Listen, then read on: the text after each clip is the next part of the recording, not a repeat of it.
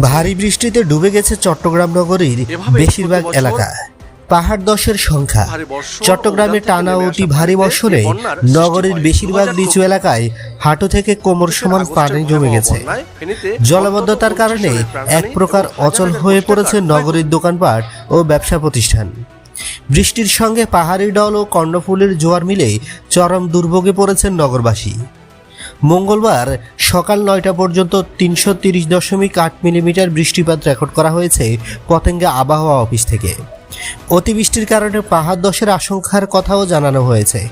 এ কারণে সোমবার সকাল থেকে নগরের ঝুঁকিপূর্ণ পাহাড় থেকে বসবাসকারীদের নিরাপদে সরে যেতে মাইকিং করে জেলা প্রশাসক।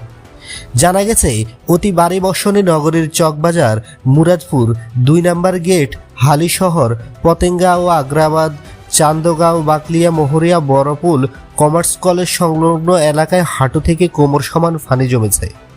এদিকে বিরূপ আবহাওয়ার কারণে নগরীর অনেক শিক্ষা প্রতিষ্ঠানে পাঠদান ও অভ্যন্তরীণ পরীক্ষা স্থগিত করা হয়েছে। তবে সরকারি বেসরকারি চাকরিজীবী, বিমানবন্দরগামী যাত্রী, পথচারী, জরুরি প্রয়োজনে বাইরে বের হওয়া মানুষ এবং খেটে খাওয়া শ্রমজীবী মানুষের দুর্ভোগ কয়েকগুণ বেড়ে গেছে। জলাবদ্ধতার প্রভাবে সড়কে গণপরিবহনের চলাচল কমে গেছে।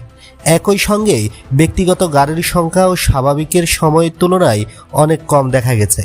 ফলে প্রয়োজনীয় গন্তব্যে পৌঁছাতে সাধারণ মানুষকে দীর্ঘ সময় অপেক্ষা করতে হচ্ছে এবং চরম ভোগান্তির শিকার হতে হচ্ছে। সকালে জলাবদ্ধতা পরিস্থিতি দেখতে বের হন সিটি কর্পোরেশনের মেয়র ডাক্তার শাহাদাত হোসেন। বন্ধুরা, নিত্য নতুন এক্সক্লুসিভ খবরাখবর সবার আগে পেতে আমাদের ইউটিউব চ্যানেলটি সাবস্ক্রাইব করে পাশে থাকা বেল আইকনটি অন করে দেওয়ার অনুরোধ রইল।